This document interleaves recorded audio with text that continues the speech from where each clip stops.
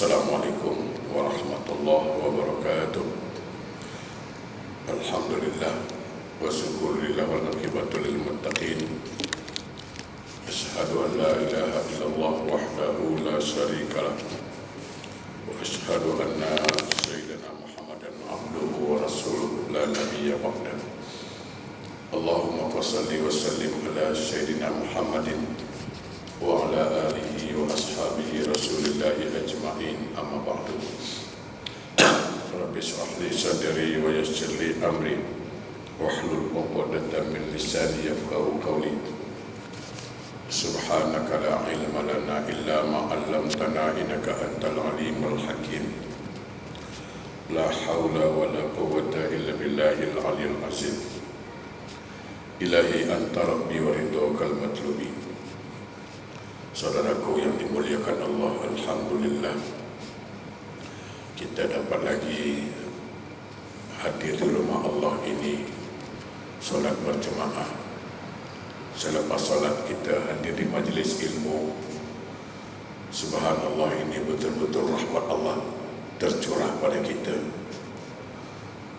Mudah-mudahan kita termasuk hamba yang pandai bersyukur atas segala nikmat-nikmat yang Allah dah berikan.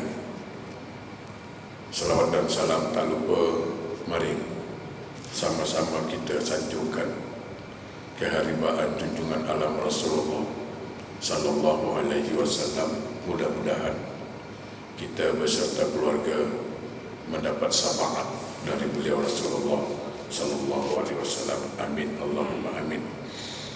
Jemaah yang berbahagia, pada kesempatan yang berbahagia ini, mari kita merenung satu hadis Nabi, yaitu menjadi hal yang paling utama dalam kehidupan ini. Sebelumnya saya ingin mengingatkan bahawa dalam sebuah riwayat Rasulullah pernah mengatakan bahawa Allah ciptakan dunia ini untuk kamu. Allah ciptakan dunia ini untuk kita, tapi Allah ciptakan kita untuk akhirat. Ini dipahami dulu. Jangan dibalik, jangan kita untuk dunia pula. Bukan. Dunia diciptakan Allah untuk kita manusia, untuk kita. Kelolalah, kuasailah, raihlah, gapailah, tak apa-apa. Tapi ingat bahawa kita Allah ciptakan untuk akhirat. Kan simple. Sebab sekarang banyak orang terperangkap dengan dunia, seolah-olah dia berhenti di dunia. Itu masalah. Oleh karena itu, kita tengok firman Allah dalam surat Al-Qasas ayat 77, supaya hidup jadi berkah.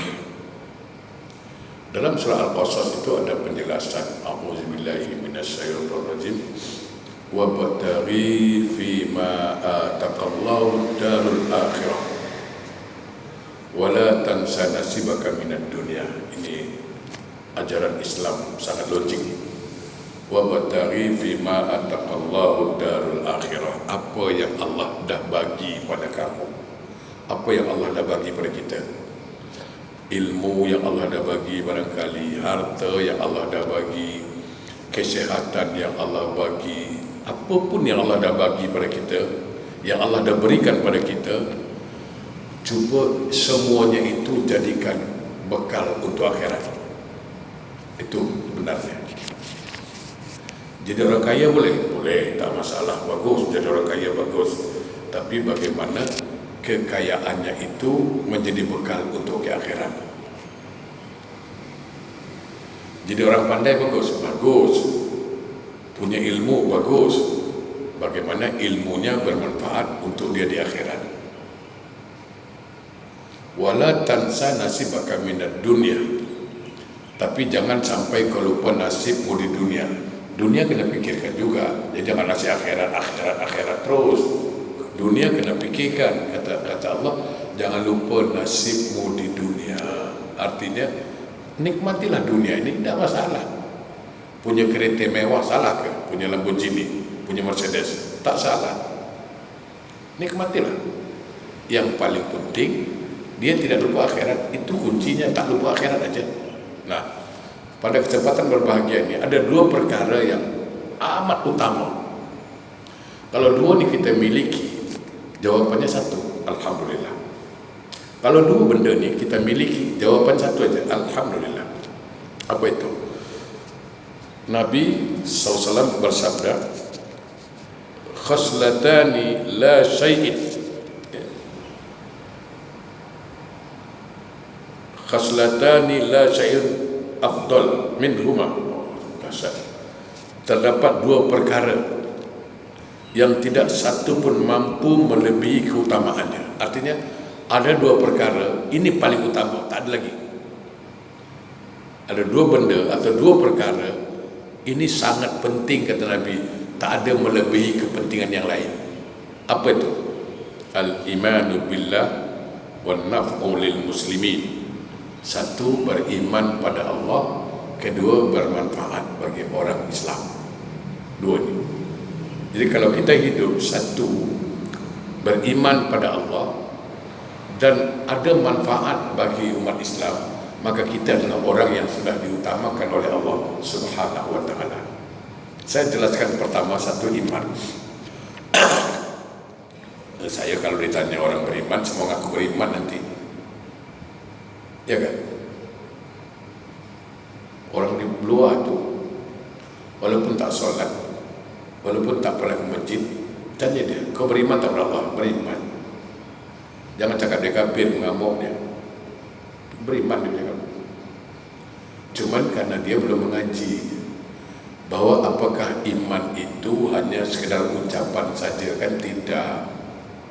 Iman itu ada kaedah, iman itu ada konsepnya, ada syaratnya. Iman itu syaratnya apa? Satu, qaul bil lisan, ucapkan dengan lisan, amantu billah, aku beriman pada Allah. Wa tasdiq bi qalbi, sematkan dalam hati, tanamkan dalam hati, betul, benar, aku yakin Allah itu ada. Nah, yang ketiga, wa amala bil arkan, amalkan dengan anggota badan, baru sempurna imannya. Kalau cakap aku beriman pada Allah, aku percaya pada Allah, itu baru satu syarat, cukup. Dua lagi dia tinggalkan, maka tidaklah sempurna imannya. Maka sempurnanya iman seseorang itu kalau ada tiga tadi. Qaul bil lisan, ucapkan dengan lisan. Wa tasdiq bi qalbi, tanamkan dalam hati, benarkan dalam hati. Wa amala bil arkan, ucapkan dengan apa? Amalkan dengan anggota badan. Mohon maaf jamaah yang berbahagia, saya berat nak bercakap, tapi terpaksa disampaikan. Berat nak cakap. Kalaulah setakat mengatakan aku beriman pada Allah, aku percaya sama Allah, aku yakin ada Allah, tapi tak mau sujud. Pertanyaannya, soalannya, apa bezanya dengan iblis? Ini kan agak terlepas cakap. Apa bezanya? Iblis juga ketika Allah tanya, kenapa engkau tak mau sujud kepada Adam? Itu perintah aku, kata Allah. Kenapa engkau tak hormat pada Adam? Itu kan perintah aku. Apa jawab iblis? Ana khairum minhu, aku lebih baik, aku lebih baik dari Adam. Khalaqtani min narin wa khalaqtahu min tin, engkau yang ciptakan aku dari api. Jadi iblis percaya kalau dia pun diciptakan Allah, dia percaya dengan Allah. Siapa cakap iblis tak percaya? Percaya. Siapa cakap iblis tak beriman? Beriman. Beriman iblis itu, tetapi dia tidak mau sujud kepada perintah Allah itu, sehingga Allah katakan apa? Wa kana minal kafirin. Kalau kita tengok Quran, a'udzubillahi minasyaitonir rajim, wa iz qala rabbuka lil malaikati isjudu, seluruh malaikat sujudlah kamu kepada Adam. Seluruh malaikat sujud illa iblis kecuali iblis. Hanya iblis tak mau sujud. Kenapa tak sujud? Aba wastakbar, angkuh dan sombong. Jadi orang yang tidak mau sujud, yang tidak mau sholat, itu sebenarnya, maaf ya, sombong orangnya. Nanti kita kupas sedikit. Yang tidak mau sujud siapa? Iblis. Kenapa? Aba wastakbar, angkuh dan sombong. Wa kana minal kafirin, maka dia tergolong golongan kafir. Kalau kita buka sejarah kembali, sebenarnya iblis itu hamba yang baik dulunya. Dia taat dengan Allah 8.000 tahun. Waktu itu namanya Izazid. Bayangkan ya, 8.000 tahun tunduk patuh pada perintah Allah. Cuma sekali aja tak nak tunduk, sekali aja dalam surga tu, tak nak sujud. Apa kata Allah? Wa kana minal kafirin, engkau termasuk golongan kafir. Satu kali tidak mau tunduk pada perintah Allah, kafir kata Allah. Bagaimana kawan kita, sahabat kita yang satu hari 5 kali tak nak sujud, macam mana? Jangan cakap kafir, mengamuk. Yakin saya, sebut kafir pasti mengamuk. Padahal iblis cuma sekali tak nak sujud, kafir kata Allah. Dan iblis dalam surga tak nak sujud, Allah keluarkan dari surga. Bayangkan, dah dalam surga tak sujud kena keluar. Bagaimana dengan sahabat kita, saudara kita, belum masuk surga dah tak sujud, nak masuk pula. Itu kadang-kadang jadi problem ni ya. Tadi saya katakan orang yang tak mau sujud itu, yang tak mau sholat itu sombong. Rahasianya di mana? Jemaah, perhatikan ketika kita angkat takbir, perhatikan betul-betul. Kita selalu dengar orang cakap begini, macam mana masalah engkau? Aku angkat tangan lah. Kalimatnya, aku angkat tangan lah. Masalah aku berat, angkat tangan. Aku pun angkat tangan. Artinya apa di situ? Bahwa dia dah tak kuat menghadapi masalah itu dan dia sudah pasrah. Sampai dia cakap angkat tangan. Nah, sekarang di depan Allah, dia bukan cakap angkat tangan. Memang dia sudah angkat tangan. Ini lambang apa? Lambang kepasrahan, lambang ketidakmampuan. Ya Allah, aku takkan mampu. Andai kata Engkau jemput nyawaku petang ini pun, aku tak boleh apa-apa dah. Ya Allah, andai kata Engkau stop rezeki aku, okey. Ya Allah, aku tak mampu nak melawan takdir. Ini dia, Allah angkat tangan. Jadi orang yang tidak mau angkat takbir itu, orang yang tidak mau mengaku kelemahannya, itulah sombongnya dia. Itulah sombong namanya. Itu makanya diajarkan kita sebelum takbir jangan lupa baca ta'awuz, a'udzubillahi minasyaitonirrajim. Ya Allah, aku berlindung padamu dari godaan syaitan. Kenapa? Karena syaitan akan pasti menggoda orang yang sholat. Nah, itu dia. Jadi kalau setakat beriman, aku percaya pada Allah, tapi tidak beramal, bohong. Itu satu contoh. Contoh yang kedua, yang senang aja lah. Ini kipas angin di masjid ini hidup. Lampu boleh hidup, mikrofon boleh hidup. Ini kenapa boleh hidup? Karena ada current, ya kan? Ada current, ada sentrum. Nah, current itu tidak nampak. Tidak nampak. Macam mana bentuk current? Tak nampak.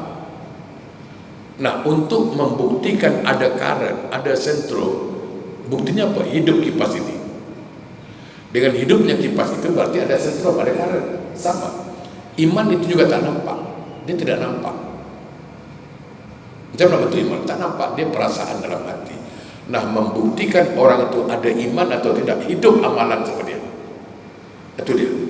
Sehingga Nabi berpesan, iman wal amal qarinan, antara iman dan amal itu tidak boleh dipisahkan. Jadi kalimat amanah billah, aku beriman pada Allah, bukan setakat ucapan, perlu pembuktian, terutama sholat. Nah, alhamdulillah sekali lagi, kalau kita sudah beriman pada Allah dan kita sujud patuh pada perintah Allah, berarti satu keutamaan sudah kita dapat. Tapi kalau seandainya orang itu mengaku beriman tapi tidak beramal, tidak sholat, walaupun bergelar Tan Sri, Datuk, Tun, Doktor, tak pedulilah, dia tidak ada keutamaannya. Satu. Keutamaan kedua apa? Wan naf'u lil muslimin, bermanfaat bagi orang Islam. Memang Rasulullah pernah berpesan, ya, khairun nas yanfa'u lin nas, sebaik-baik manusia itu adalah yang ada manfaatnya buat orang lain. Sebaik-baik manusia adalah manusia yang ada manfaatnya buat orang lain. Oleh karena itu, jemaah yang berbahagia, jadi orang Islam ini sebenarnya orang yang berjiwa sosial tinggi. Dia tidak boleh tengok orang susah, tidak. Bahkan dalam Al-Quran dipuji itu, dalam surah Ali Imran 134. Orang Islam itu apa? Allazina yunfiquna fis sarra'i wat dharra. Dia suka berinfak, suka membantu orang, baik susah maupun senang. Dia senang, dia pun suka bantu orang. Dalam keadaan susah pun dia suka bantu orang. Ya, kalau dia senang, dia bantu banyak lah. Kalau susah, dia bantu sedikit. Tapi jiwa penolong dia kuat. Itu Islam. Kalau ini satu lagi hal, kalau ada orang sholat rajin, tak pernah tinggal sholat, jamaah hari-hari, tapi bakhilnya, subhanallah, bakhilnya, aduh, na'udzubillah. Orang macam ini, keutamaan satu, tapi keutamaan kedua, dia tak ada manfaat.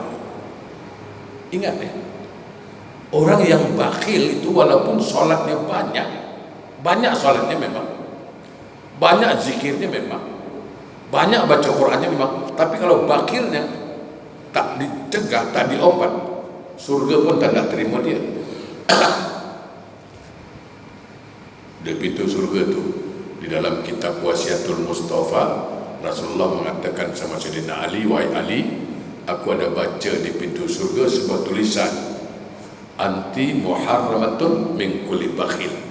Aku diharamkan masuk oleh semua orang yang bakhil. Jadi banyak yang macam ini, solat rajin, Jumaat rajin, baca Quran rajin, tapi dia punya kedekut banyak rajin juga tidak. Solat itu mendidik dia bagaimana menjadi manusia yang bermanfaat. Bukan soal banyak atau sedikit bantuan, dia punya hobi, punya kesukaan. Tak mampu pakai duit, pakai tenaga. Tak mampu pakai tenaga, mungkin pakai nasihat. Apa yang dia mampu? Nah, itu orang bermanfaat sekali. Dan orang yang bermanfaat itu apa? Allazina fi kulli fisar wal kaziminal ghaiz. Dia tak pemarah orangnya. Ini orang yang Allah sangat suka. Orang kita kan ada sikit-sikit marah, pantang marah, darah tinggi naik. Tak. Wal afin anin nas, dan dia suka memberi maaf. Nah, orang yang macam inilah yang Allah mengatakan wallahu yuhibbul muhsinin. Aku sangat suka pada orang yang berbuat ihsan. Jadi sekali lagi jemaah yang berbahagia, dua ni. Pertama, bila kita sudah beriman pada Allah, kita beramal, solat kita buat, puasa kita buat, zakat pun kita buat. Artinya apa yang Allah perintahkan kita buat, apa yang Allah larang kita tinggalkan. Satu poin kita ada. Dan kita punya rasa sosial yang tinggi, suka membantu orang lain yang dalam kesusahan, terutama orang tua kita, adik-beradik.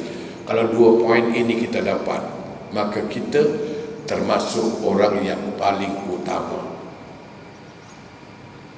Nikmat yang sangat besar sudah kita dapat. Bersyukur. Sebaliknya, ketika ada orang beriman kepada Allah tapi tidak beramal, dan ego orangnya tidak mau minta maaf, tidak memberi maaf, pemurah, kedekut, solat pun tidak, ini orang betul-betul dalam kerugian. Sebenarnya yang rugi bukan dia, bukan Allah, dia sendiri, karena tidak ada bekalnya di akhirat nanti. Oleh karena itu, orang yang kedua ini sebaiknya kembali ke jalan Allah. Yang kita yang beriman pada Allah, beramal soleh, dan suka membantu orang lain, alhamdulillah kita bersyukur. Itu nikmat Allah, itu rahmat Allah tercurah pada kita.